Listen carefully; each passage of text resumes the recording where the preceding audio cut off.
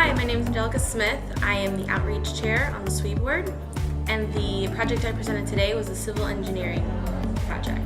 So what I had the girls do was we built bridges that were nature bridges that allowed animals to cross so that cars do not hit them.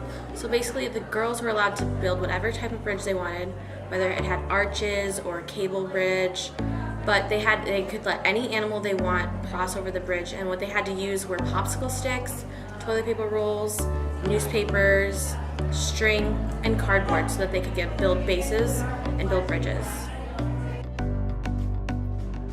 Hi, my name is Megan Daig. I am currently a junior studying electrical engineering, and I am the Vice President of Student Affairs for SWE this year. Today we built paper circuits using conductive tape, LEDs, and resistors, and the girls got to learn about how the circuit is hooked up, and then they were able to also get the LED to flash.